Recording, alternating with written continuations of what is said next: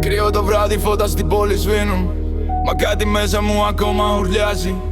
Δεν γεννήθηκα για να μείνω στη σκιά, γεννήθηκα για να κυνηγήσω. Μεγάλωσα εκεί που τα όνειρα δοκιμάζονται, εκεί που οι αδύναμοι εύκολα ξεχνιούνται και χάνονται. Μου είπαν μείνε κάτω, μα δεν άκουσα ποτέ, γιατί ο λύκος δεν ζητάει άδεια να ανέβει στην κορυφή. Είδα φίλους να φεύγουν, είδα πόρτες να κλείνουν, είδα ανθρώπους να γελάνε όταν τα σχέδια μου πέφτουν. Μα κάθε χτύπημα έκανε το δέρμα μου πιο σκληρό. Καθουλή μου θυμίζει πως ακόμα είμαι εδώ. Είμαι ο άγριος λύκος μέσα στη νύχτα.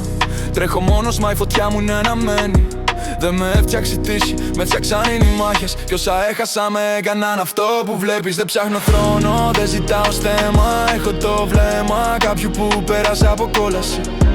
Αν με άφησα μόνο στο σκοτάδι, έμαθα να γίνομαι εγώ το φως μου. Δεν είμαι τέλειος, έχω τεράτα στο μυαλό μου. Μάχες που κανείς δεν είδε ποτέ στο δρόμο μου. Κάθε βράδυ παλεύω με το παλιό μου αυτό. Να σκοτώσω το φόβο και να κρατήσω το όνειρο ζωντανό. Δεν θέλω να είμαι απλά ένα όνομα, θέλω να αφήσω κάτι πίσω όταν φύγω από εδώ. Να πούνε εκείνος δεν τα παράτησε, όταν όλοι περιμέναν να πέσει στο κενό. Κι αν ουρλιάζω δεν είναι από πόνο, είναι γιατί θυμάμαι από που ξεκίνησα. Το παιδί που φοβόταν έγινε ο λύκος, και ο λύκος πλέον δεν φοβάται τίποτα. Άκου το ουρλιαχτό μου μέσα στη σιωπή.